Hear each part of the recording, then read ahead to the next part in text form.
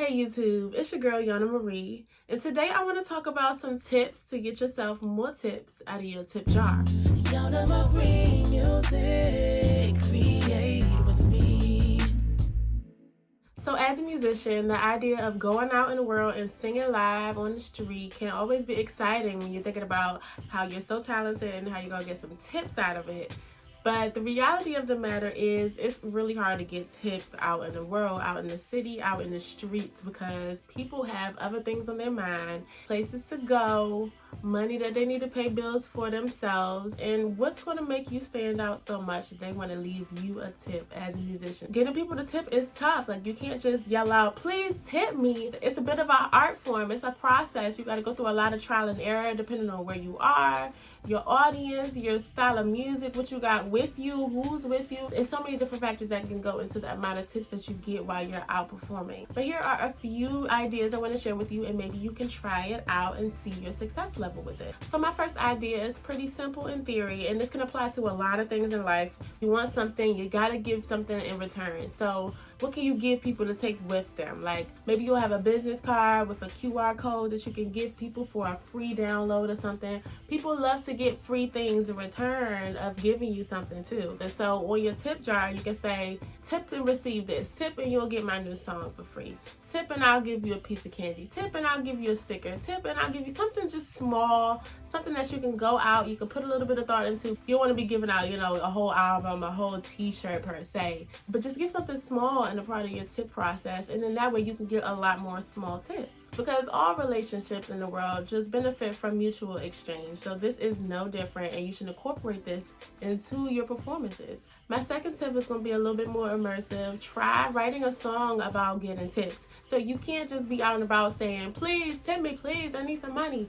But what if you did it in a fun, cute way, like a tipping song?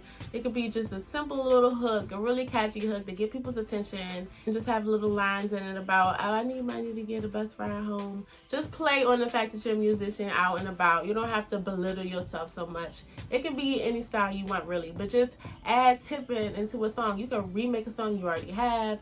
Just throw in some lyrics about tipping. It don't have to be something completely from scratch. Just put tipping in your song and have people walk by and really realize that you're talking about tips, and they'll be like, okay, you know what, I'm sold. I like your song. I like what you're doing. My next idea is simple, but a lot of people skimp out on this. Just make sure you're using a see-through type of jar. So glass, plastic.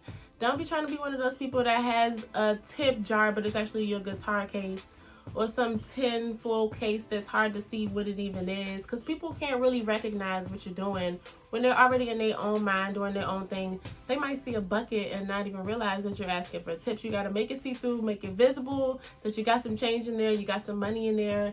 It's a very simple thing, I know, but you'll be surprised the differences that it can make when you're trying to get people to tip for you. And my next idea is for you to add a very visible, clever joke, a clever sign, something on your tip jar that really draws people's attention. It could be a joke. It could be something like, please feed me, I'm poor.